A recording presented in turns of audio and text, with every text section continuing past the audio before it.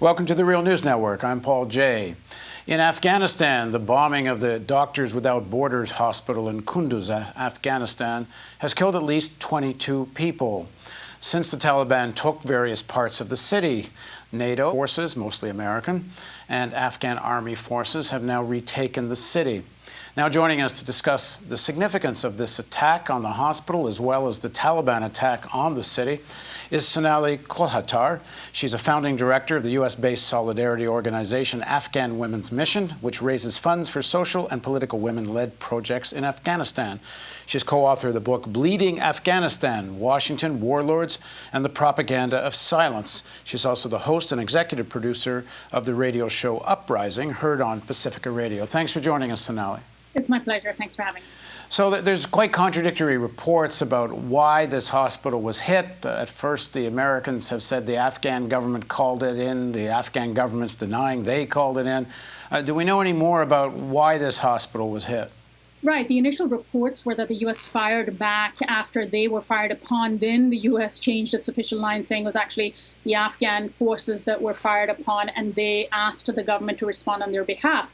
And if you listen to the acting governor of Kunduz, that hospital compound, according to him, was being used by the Taliban. They were operating from there. They were firing. However, Doctors Without Borders, which has been operating that hospital, who gave the coordinates of the hospital to all parties involved so that it would be spared, they say none of their staff saw anybody operating from inside the compound. Now, this is a very common thing that has happened throughout the 14 years of the Afghan war, where the U.S. has relied on intelligence from its allies on the ground in Afghanistan. Most of these are Afghan warlords. They might be drug lords, local militia heads who have a beef with someone and who have given on many occasions false intelligence to the U.S. And for the U.S. to continually rely on that kind of intelligence shows, how poorly this war has been fought, and it does that today. So very clearly, lines were crossed somewhere, but in the end, what matters is that it was the U.S. that dropped the bomb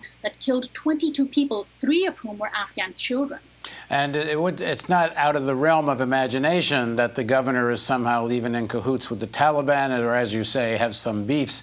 But your point here is that the U.S. should be verifying these things themselves before they're bombing hospitals.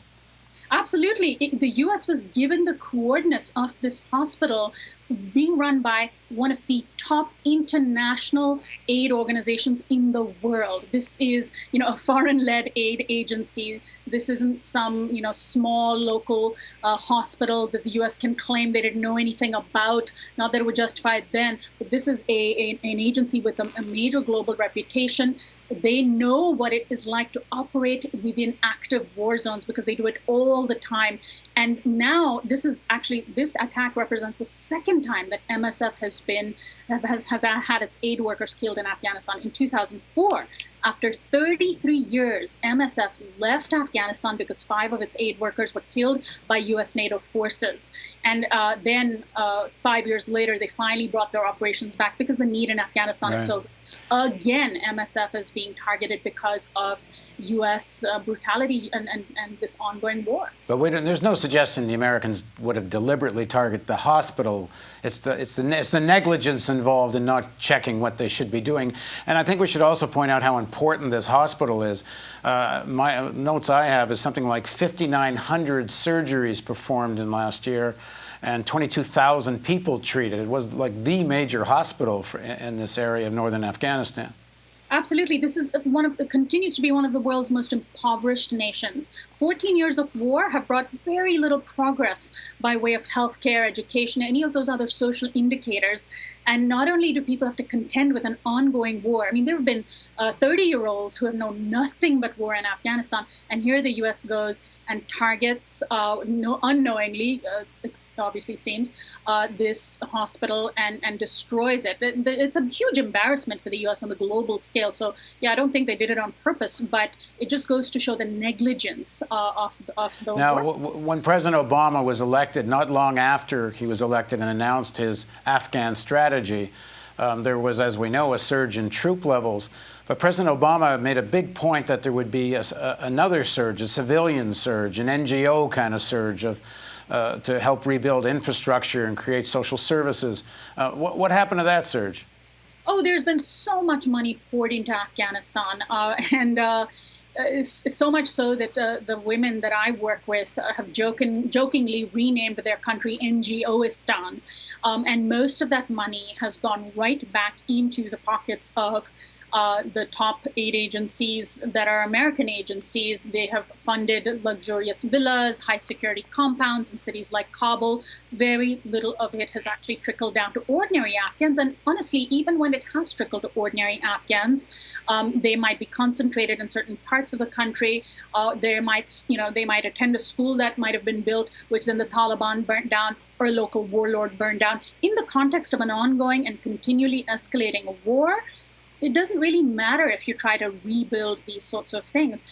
Most people don't realize that this year, 2015, has been one of the deadliest years of the Afghanistan war. There's been a lot of attention paid to Syria and Iraq, and deservedly so. But in Afghanistan, which remains the longest war the U.S. has ever waged, was supposed to be wrapping up this year. Obama promised that troops would start withdrawing and then signed a status of forces agreement with the new president. And now not only are troops remaining, but violence has escalated. Deaths have gone up. Well, why do you think the Taliban would have attacked Kunduz? Now, this is in the north. The stronghold of the Taliban has always been in the south, where the Pashtun people mostly live. And they must have known they really couldn't hold the city. On the other hand, they're trying to send a message. But what's the message? Because it seemed on the face of it, the message is, look what would happen if the U.S. troops all pulled out. But why don't they want the U.S. troops to pull out? Well, that's a really good question. Of course, the Taliban draw their popularity from being the force that fights the United States among a population who's so tired of corruption, of warlordism, of drug trafficking, and of war. So they draw their popularity from that. Now, you mentioned that their stronghold has traditionally been the South, but they also have had a strategy in the past of trying to draw out Afghan forces and trying to draw out U.S. forces.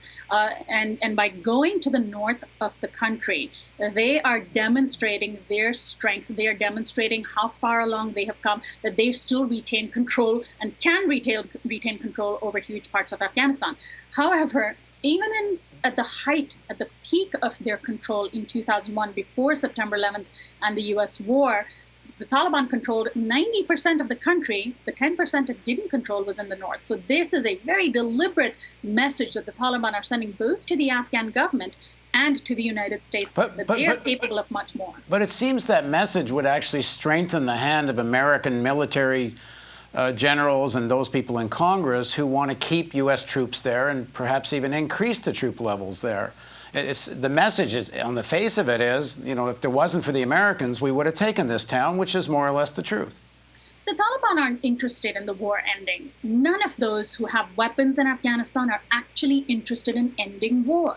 It's ordinary people who've been caught between the U.S., Afghan warlords, the corrupt government, and the Taliban, and now the Islamic State, which has reared its head as well in parts of Afghanistan. Ordinary people are the ones who want to see this war end, and none of the actors who are actually involved in this 14-year-old war really want to see it go. I mean, maybe goes to that point, but let's not forget something like 65% and perhaps more of the Afghan economy is poppy-based and opium and so on, and Afghanistan still provides, I believe, something like 90% of the source for heroin in the world. Does the war, perpetual war in Afghanistan, one of the things I assume it does, it actually helps in terms of the drug industry, because as long as there's that kind of chaos there, and the Americans certainly look the other way, quote unquote, in the sense they almost encourage warlords to participate in the narco trade. Is that another reason for keeping this thing going for everybody? Because all the various forces are cashing in on this now, including the Taliban. Absolutely. The New York Times recently did this a very important piece where they interviewed U.S. soldiers who had been seeing their Afghan allies, for example, abuse little kids. These are the same people who are also growing poppies. U.S. soldiers have been told to look the other way at the dirty deeds of their allies on the ground. which was very overt pedophilia, which has been going on amongst warlords. In fact, if I remember correctly, that was almost the beginning of the Taliban, was saving a kid who was being brutally abused by a couple of Mujahideen commanders. Yeah, and so the U.S. soldiers have been told to look the other way. There have been many reports that have been able to show how Afghanistan went from being a country where drug production had been cut dramatically under the Taliban because of UN sanctions pre 9/11, because they were actually, they were benefiting from higher prices and lower supply. And then after, of course, the U.S. war began, both the Taliban increased their drug production as a source of money, and Afghan warlords, who had traditionally also overseen large fields of poppies. And now Afghanistan today is once more the largest supplier of heroin to the world. And this has all happened under U.S. watch. This has all happened during this war that the U.S. claimed it was fighting to, either save Afghans from the Taliban or save Americans from the Taliban. Yeah, I mean, it's kind of ironic. You wage a supposed war on drugs at home, throwing tens of thousands of people in jail for drug crimes, mostly people of color. And then the place you're actually waging a war, you're collaborating with the people that are creating the source of most of the heroin. But all that being said, if the U.S. foreign policy was actually based on what's good for the Afghan people and what's good for the people of the region, and I think it's rather clear from the last more than decade that isn't their objective, but let's say it was, what would that policy look like, and what possible kind of policy do ordinary Afghans want? Because they seem to be so caught between a rock and a hard place. I mean, I think it's fair to say most Afghans hate the Taliban, but they hate the Americans, and the sympathy that there is for the Taliban now is just, let's get this war over with. But what kind of policy might work in the interests of the Afghan people? Well, for many years, the women that I work with in Afghanistan, especially the Revolutionary Association of the Women of Afghanistan, or RAWA, for years had denounced any dealings with the Taliban. And I know that there's a bit of a debate on the left about this, whether negotiating with the Taliban means an end to the war, and therefore, at least it's a lesser of two evils that should be taken up, or the Taliban should, not be legitimized by negotiations. And people who have to live and who have had to live under the Taliban do not want the Taliban. What they want is war crimes tribunal supported by the international community, not just the U.S., but the international community, where all of the actors in Afghanistan, including the U.S., are tried for war crimes. And they want a demilitarization of the entire country. They want an end to the weaponry. I mean, the country is awash in weapons just because it's just had one war after the other and one war on top of the other. Well, it's a nice demand, but you would need Martians with super weapons to come down to create such a tribunal, because you'd be putting the entire political class of Afghanistan and the Taliban and the entire military command of the United States on trial. Two questions. What is realistic and what Afghans want? And if you ask me what Afghans want, what they want is peace and justice. And there are not that many ways to create peace and justice. You can create peace by simply handing all the power to the Taliban, because that's what they had in 2001. They had a piece of the prison. There were fewer people being killed. That's not what Afghans want either. If you asked what ordinary Afghans, what they would want an end to all the fighting. They would want accountability and an end to all the weaponry. Now, will that realistically happen? That's a different question altogether. Now, if you want to take into account what the U.S. will allow, what the UN will allow, what NATO will allow, what the warlords and Taliban will allow, none of these actors will enable ordinary Afghan to have self-determination. And so we're left with ordinary Afghans' rights or the rights of the warmongers. And so far, we've seen more than 30 years of the rights of those fighting the wars. So it's really up to ordinary people to have solidarity with ordinary Afghans to see, to enable this seemingly unrealistic goal to be achieved. But that is the only way forward. Otherwise, you're going to leave the criminals in charge of the country, which is what has been going on for the last several decades, or you're going to leave the U.S. in charge of the country, which is what has been going on for the last decade and a half. None of that's worked. Well, U.S. in combination with a lot of criminals. There have been some talk about trying to have a Geneva-style conference where all the regional countries attend, and all the various forces, including the Taliban and everyone else involved, and try to negotiate some kind of settlement that leads towards an elections, which one would think the Taliban would be allowed to run in. I mean, I don't know how realistic that is, because at the moment there doesn't seem to be any moves in that direction, but would that be a positive thing? I mean, it really depends, right? There was a much touted democracy that came to Afghanistan, free and fair elections, we were told. But all that happened was that the warlords, because they are the ones who have the guns and ordinary people don't and don't want to, the warlords were able to shut ordinary candidates from running. When they did run and win seats, they kicked them out, like Malalai Joya, who is a good ally and friend of mine, and she's considered one of the bravest women in Afghanistan. She was a member of the parliament representing Farah province, and because she actually stayed true to her ideals and to what her people wanted, the warlords created a new law specially designed for her and kicked her out of parliament. And so, as long as you continue to allow criminals who are heavily armed to be part of any process, you can't really call it democracy. But if there was an election, do you think the Taliban should be allowed to participate? And I was told by a senior UN official that I can't pin down the date, I'm sorry, but it was somewhere in around 2003, 2004. There was an election coming, and a section of the Taliban came to the UN and said they were willing to break from Mullah Omar and join in the elections and lay down their guns. And were told by the UN, because of pressure from the United States, that they wouldn't be allowed to run in the elections. And they then helped unified under Mullah Omar and participated in a continuing armed struggle. But if there was some kind of resolution, and I assume there is some kind of negotiations going on now. We know the Taliban have an office in Qatar. In fact, I'm wondering if the attack on Kunduz is not actually the Taliban trying to strengthen their hand vis-a-vis negotiations of some kind of resolution. But do you think most Afghans would want some kind of election and allow the Taliban to be part of that? Afghans want elections. There's no doubt about that. There's been unprecedented participation whenever there have been elections.